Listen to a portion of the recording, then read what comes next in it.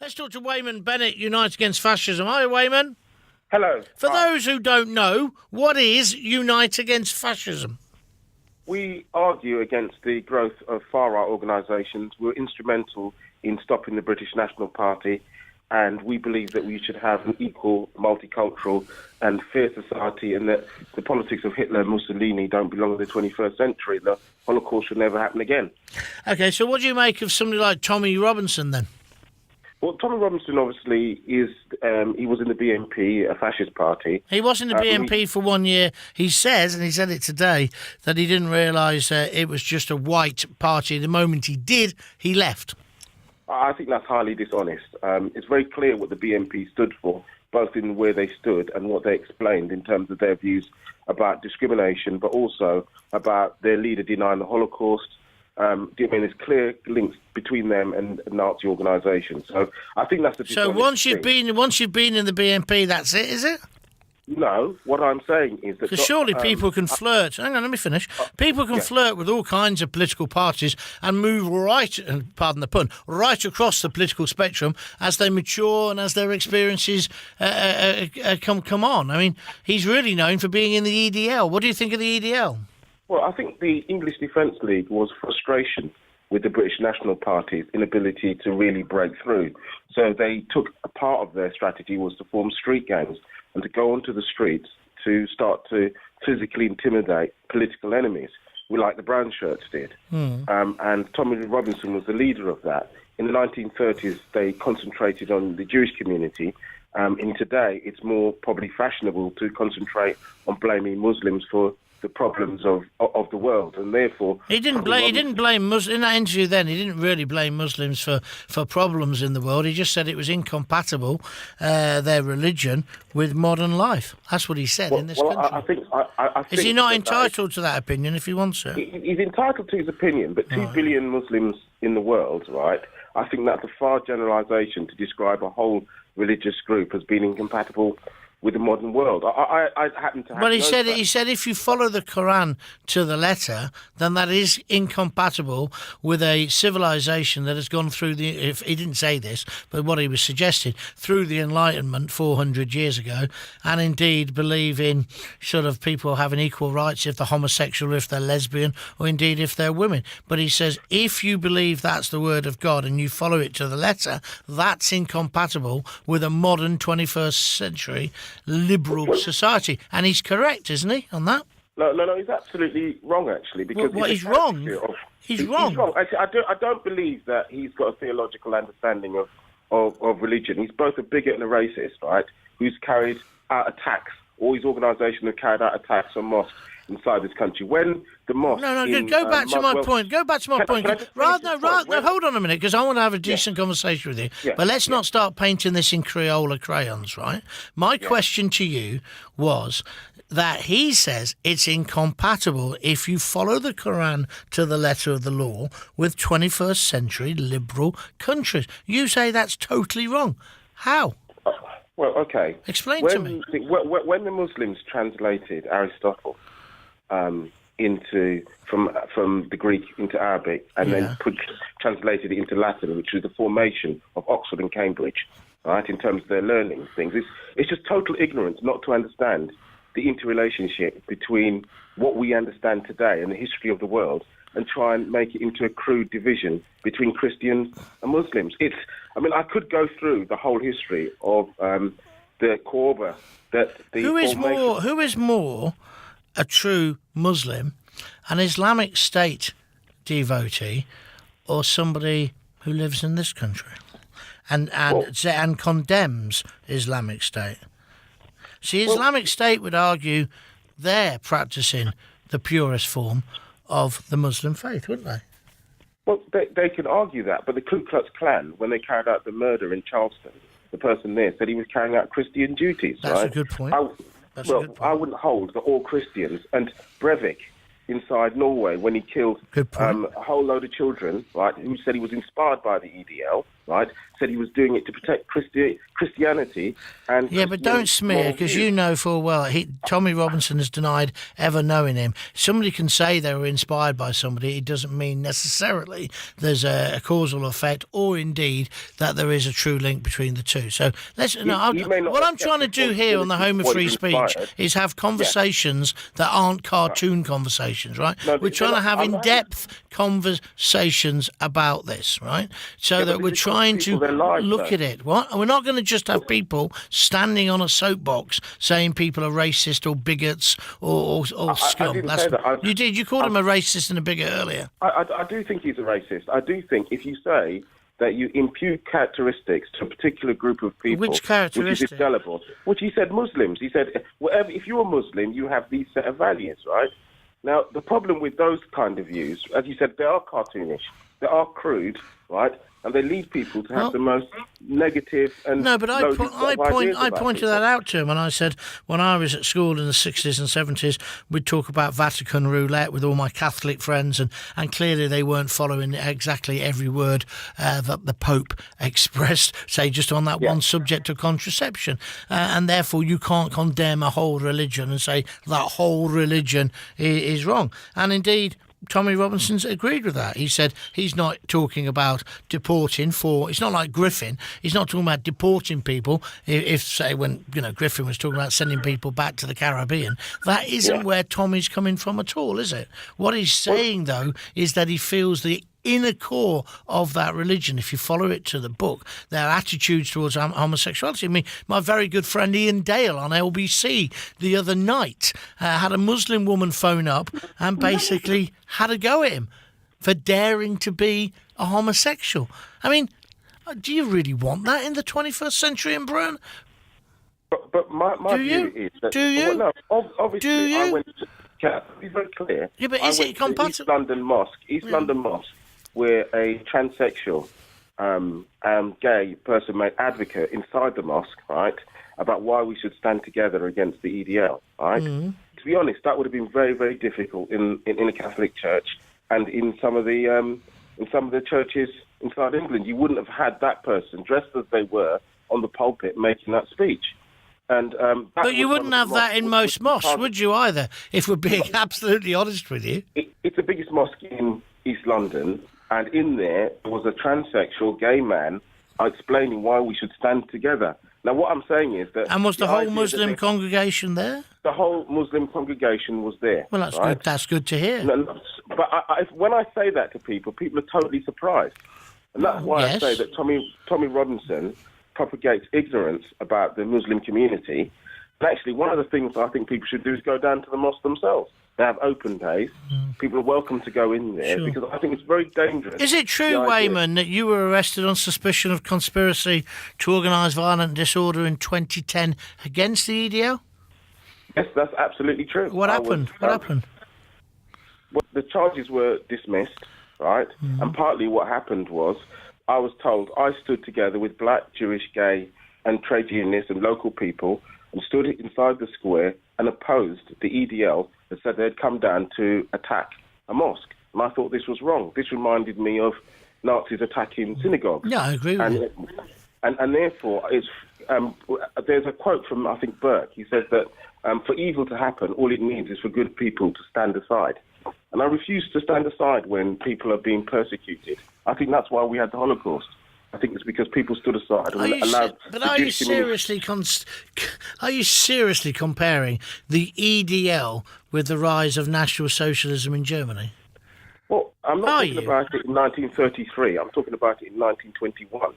If in 1921, when Hitler was marching around with 50 people, people had said, no, you are not going to go and try and attack the Jewish community, then actually he may not have been successful in the end product of the final solution. It's better to stop these people when they're small.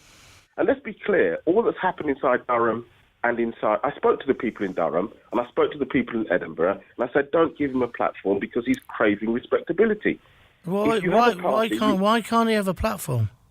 He can stand outside the university... No, but what is it with you left-wingers? What is it with you? What is it with you? Who are you? Hang on a minute, I'm going to have you now. Who are you to say who can have a platform, right? You're as bad as Theresa May. Listen, you are. Listen to what you're saying. I rang them up. Who the flipping heck are you? I rang them up. We want campuses to have... When I was at university, I'll tell you a real story. David Irving came to Birmingham University and I protested against him. He's a Holocaust denier. However, now I look back at myself and think I was a prick because we have freedom of speech, freedom of expression, the most important thing to preserve in this country. And freedom of speech, my friend Wayman, means freedom of speech for even people who you don't like. Who are you to be the censor? Who are you? No, I haven't finished yet. Who are you to ring universities and say, don't give him a platform in some pompous way?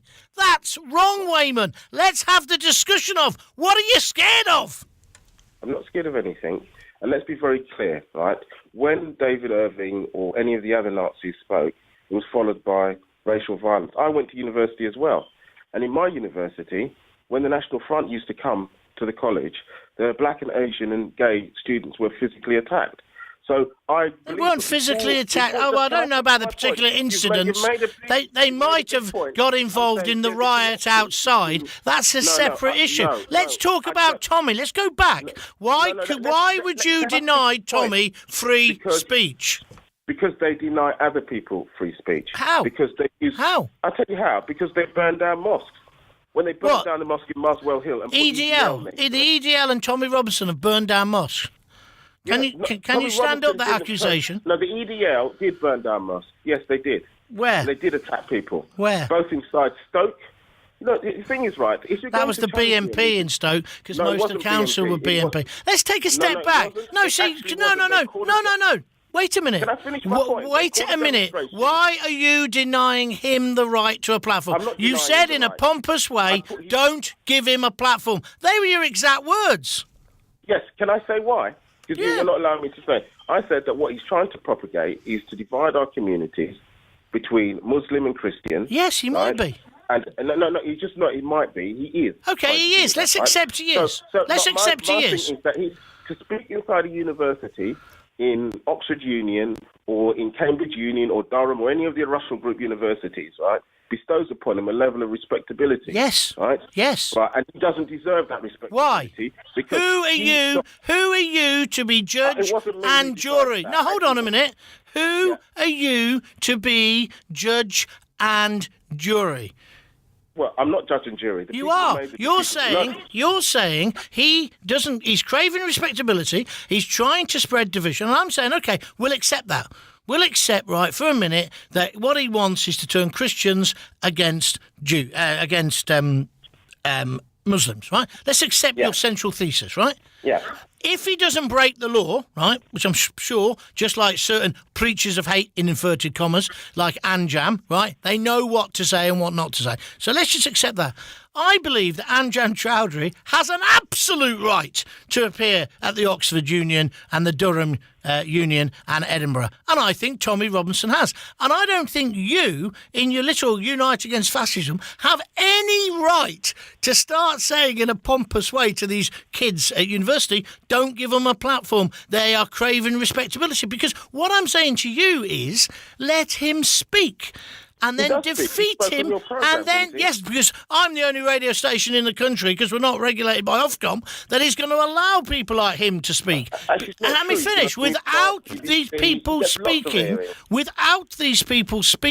how can you possibly have real debate and real democracy? You, for all your Unite Against Fascism so-called credentials, actually, mate, you're sounding like the fascist, because you won't let him speak.